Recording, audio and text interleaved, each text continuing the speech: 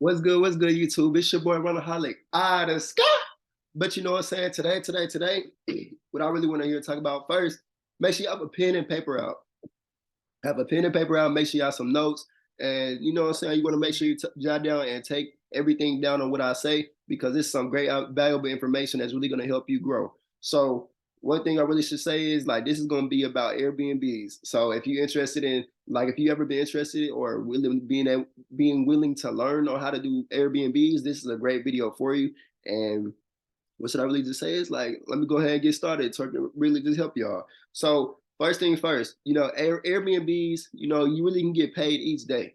Most people say you get paid every month, but really whenever you actually rent out a room or when you rent out a whole property, you will actually be able to get paid by night because of the fact of it's your commission and it's your building or it's your room that you personally just rented out. So you'll be able to really just rent out that night and people are paying you every single night. So you're going to get commission every single time somebody purchases your stuff for that night. And you have to really be able to utilize that information and really be able to utilize that money in a great, smartful way because you can be able to see on how much you'll be able to accumulate over the month too as well. So it's a lot of money in Airbnbs.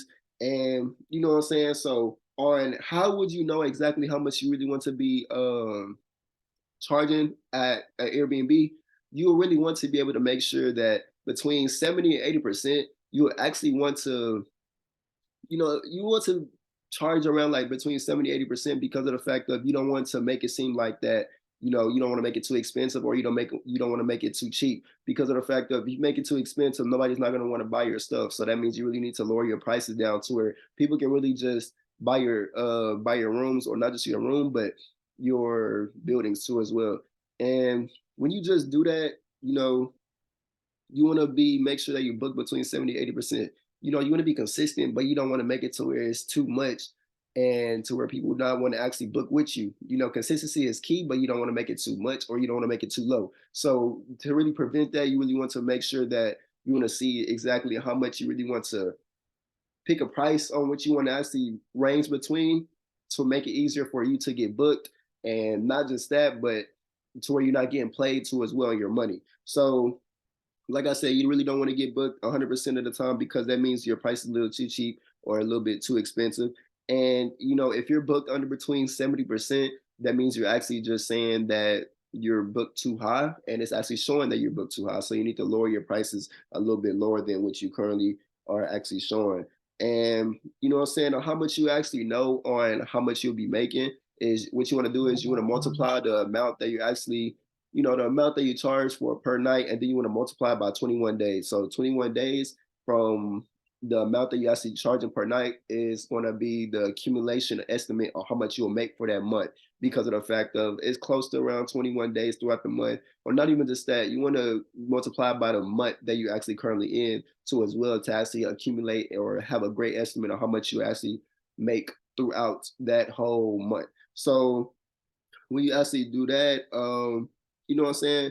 What I really learned, me personally, what I've actually, just seen and heard, and I'm glad I actually seen it too as well. You don't have to have all the money straight on the table for when you actually just want to get started into Airbnbs. You can actually start off with a credit card. You can actually just have if you want to start with the table, start off with money on the plate or money on the table.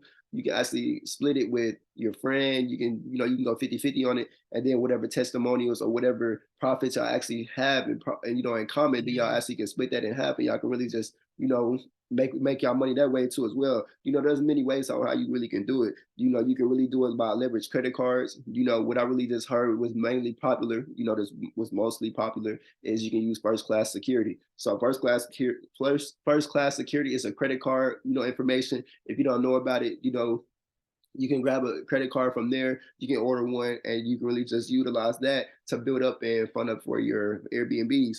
But not even just that, like I said, you don't have to come out of pocket on this method on what's really actually being told and what I'm actually gonna tell y'all. So at first, you can have 0% interest in your credit card the whole time. You know what I'm saying? So you basically don't have to pay nothing back on your credit card for a whole year. You know what I'm saying? So Like, if you don't know what interest is where you have to pay the credit card off in order for you to use it, to keep using it. So, you know what I'm saying? So when you have 0% interest on your credit card for your first time, you like, so what else are you gonna do with it? You know, what are you gonna do with this money? So in your mind, you know, you want to use it for Airbnbs. So you can use that money for Airbnbs or use that credit card for Airbnbs. You know what I'm saying? Now you have a free Airbnb and not even just a free Airbnb, but you're also still paying off the credit card. So as you're actually proceeding throughout the year, you're still paying on that credit card just a little bit. You know what I'm saying? The reason why I say that is because of the fact of you want to take a little bit of your Airbnb money that you actually made and put it on your credit cards where you don't have to pay off a lot or you don't have to pay off at all from you just actually just when it comes to the next year, you don't have to have such a big amount that you have to pay for your credit card for that first class security credit card that I'm actually currently talking about. So you know what I'm saying? So like you don't want that to reoccur on you on your interest. So you know what I'm saying? Now you basically have a free Airbnb, and not even just that, you also have a credit card that it literally costs 0% interest that you're not paying for back.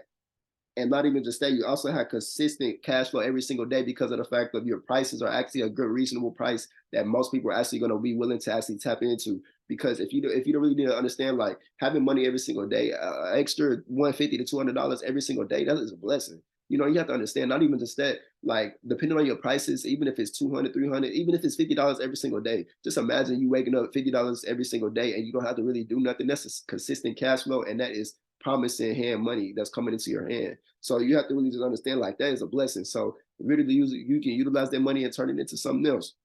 You know, and utilize that money and turn it into a skill that you really want to learn too as well. And not even just that, you know, like a couple of websites that you can really promote your Airbnbs, and not even just that, but where you can want to rent out, rent out places or rent out your Airbnbs is you can go to you can go to booking.com or you can go to vrbo.com or you can go to HomeAway. You know, this is really just to increase your value and increase your ratings on your Airbnbs to where people can really just tap into it and really get plugged into your Airbnbs way more than what previous people would actually want to tap into. And not even just that, like the good thing about Airbnbs is that you really do not have to really just focus on you don't have to focus on houses. You know, you can really just, it's not like real estate. You don't have to focus on houses. Airbnbs, you can focus on a lot of things. You can focus on condos, you can focus on yachts, you can focus on apartments, you can focus on you can focus on anything. You can rent out the desk if you want to. Like what I'm saying is like Airbnbs, it's a specialty of you can go anything, you can do anything. You can rent out cars, like literally, you can do lots of things that you can do with Airbnbs as long as it's moving, as long as it's stationary. You know, it don't have to be a home, and you can make money. That's the best part about it. And not even just that, you can rent out a spot downtown, and you can make money off of that, off of somebody paying that hourly wage. You know, it's not hourly wage, but somebody paying they paying you per hour that they're there. So that's consistent cash flow. You know what I'm saying? That's money that you're not working for, but you just all you did was really just put money down on the table, and you getting more money than what you previously had. So that's a plus. So not even just that, like the best things that most people really want to tap into when it comes to Airbnbs or renting out a space, the main reason why people want to rent one out is because of the fact of, for birthday parties, for baby showers, for anything involved with like a big event or occasion, most people are really going to want to tap into that because of the fact of like, when they really want to find a spot or a little space, they don't want to be at home, or they don't either want to be at they want to make it a great moment for people to remember. So they want to rent out your spot, or not even just your spot, but they want to actually tap into the location that you previously have for them because they want to make it a memorable moment. So that's going to be, a quick rundown, and not a quick rundown, but a great breakdown of what I'm actually telling you about Airbnbs. And if you feel like you have any more questions, I'm actually going to be having a part two. But in order for me to drop a part two, you really have to really just drop some likes, not just drop some likes, but also you need to make sure you subscribe to this video and send it to your friend, send it to anybody that you feel like that this will be great, valuable information off of forward. So if you feel like you have any questions, like I said, hit my IG at @Devontae_, or you can drop a comment down below. And I love y'all to the 10 time bottom of my heart, gang. And if y'all have any questions or anything like that, feel free to ask me. I'm gonna tell you straight up. I'm gonna keep it blunt with you, like I said. And I love y'all. Peace out, y'all. Like no cap.